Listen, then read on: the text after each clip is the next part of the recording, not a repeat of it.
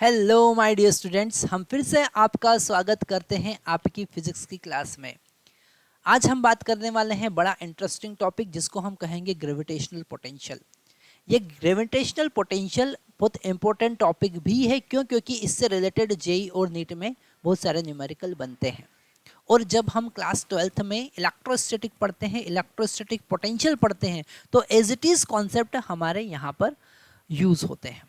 जो आज हम पढ़ने वाले हैं वो पूरे के पूरे concept as it is use होंगे वहाँ पर भी, जब आप ग्रेविटेशनल पोटेंशियल और इलेक्ट्रोस्टैटिक पोटेंशियल दोनों को पढ़ते हैं। तो दोनों कॉन्सेप्ट क्या होते हैं, बिल्कुल सिमिलर होते हैं।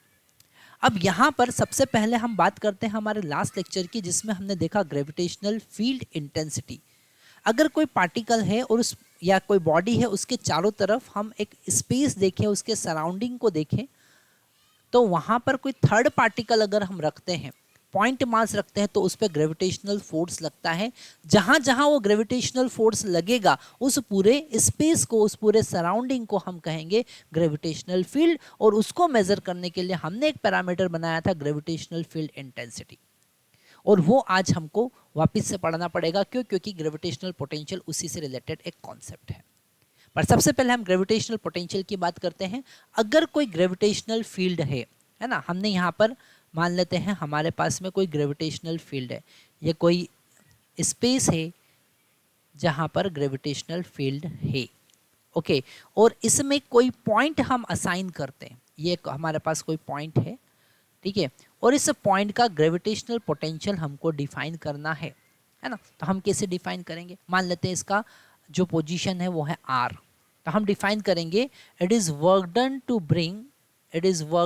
Bring a unity mass from infinity to R, that is called gravitational potential, okay. तो मान लेते हैं W वर्क हमको करना पड़ा M मास को लाने में, तो V इज इक्वल टू होगा W/m।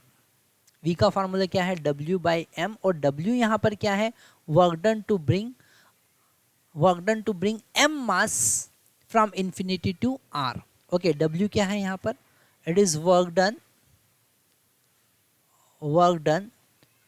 To bring M from infinity to R। Infinity से R तक लाने में, M मास को लाने में कितना काम करना पड़ा, तो V is equal to W/m। तो यूनिटी को कितना करना पड़ेगा, W/m। तो यहाँ पर हमको ग्रेविटेशनल पोटेंशियल समझ में आया। अब यहाँ पर एक क्वेश्चन आप पूछ सकते हैं कि सर इन्फिनिटी से क्यों ला रहे हैं, क्योंकि डेफिनेशन में आपने रेफरेंस पॉइंट लिखा है। तो इन्फिनिटी से हम इसलिए ला रहे हैं क्योंकि हम मान के चल रहे हैं कि इन्फिनिटी का पोटेंशियल 0 है, okay. Consider that gravitational potential at infinity is equal to 0। कितना है, 0 है। पर अगर किसी पॉइंट का पोटेंशियल गिवन है इज इक्वल टू 0, तो वहां से ले आओ। तो वहीं हमने लिखा है, it is the potential at any point is defined as work done required per unit mass to move a body from reference point to given point, okay. Reference point क्या है, रेफरेंस पॉइंट वो point है जहां का gravitational potential initially 0 है, okay. तो इसलिए हम इन्फिनिटी से लेकर आ रहे हैं। इससे रिलेटेड और हमको इंपॉर्टेंट कॉन्सेप्ट समझना पड़ेंगे। पहला कॉन्सेप्ट हमको समझना पड़ेगा कि ये एक स्केलर क्वांटिटी है, it is a scalar quantity, ये एक स्केलर क्वांटिटी है, ठीक है। अब स्केलर क्वांटिटी है तो इससे फायदा क्या है कि आपको स्केलर एडिशन करना पड़ेगा। तो इसका कैलकुलेशन थोड़ा सा इजी होता है, वेक्टर कैलकुलेशन नहीं करना होता। पर ग्रेविटेशनल फील्ड इंटेंसिटी की बात करेंगे तो वहाँ पर आपको वेक्टर एडिशन करना होता है।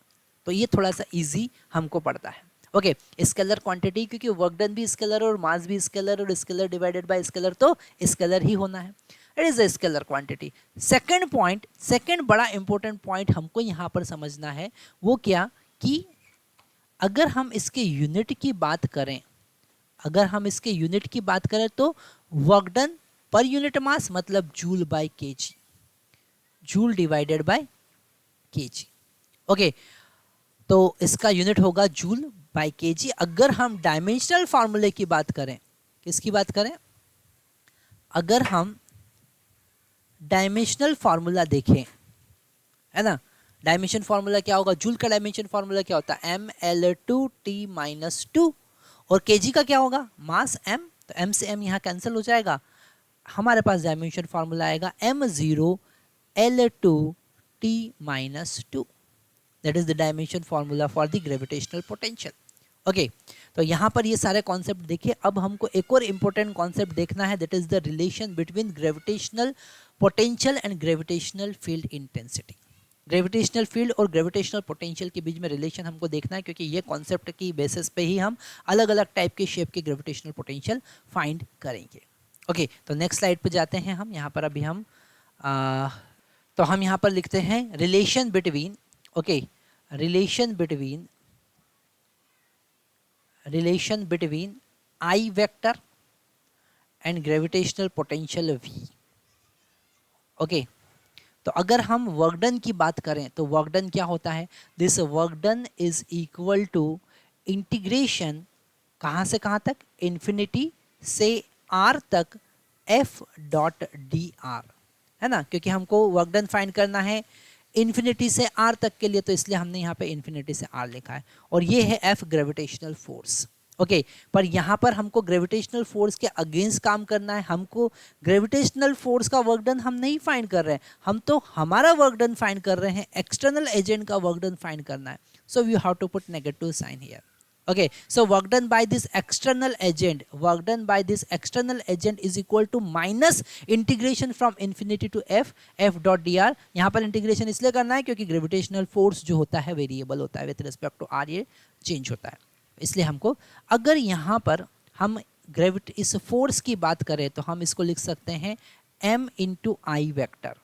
ओके, क्योंकि I होता है f बाय m, तो f is equal to m into I होगा। इसका वैल्यू यहाँ पर पुट करेंगे तो हमको मिलेगा W is equal to minus integration m into I vector dot D R vector. Okay, m into I vector dot D R vector, और from infinity to r। और ग्रेविटेशनल पोटेंशियल को define करेंगे तो क्या होगा, W बाय m, तो यहाँ पर हम लिखेंगे minus integration from infinity to r m into I vector dot D R vector divided by m, ये m से m कैंसिल, तो v is equal to minus integration from infinity to r I vector dot D R vector. Okay, तो ये हमको relation मिला between gravitational potential और gravitational field intensity. This gravitational potential, हम यहाँ पर वापस से ये फार्मूला लिखेंगे क्योंकि बहुत इंपॉर्टेंट फार्मूला हमको आज मिला है, that is v equal to minus integration from infinity to r I vector dot D R vector. अब ये फार्मूला क्यों इंपॉर्टेंट है, इसका जवाब आपको मिलेगा नेक्स्ट वीडियो में। क्यों, क्योंकि हम इसी से सारा काम करने वाले हैं, बहुत इंपॉर्टेंट फार्मूला है। Thank you very much.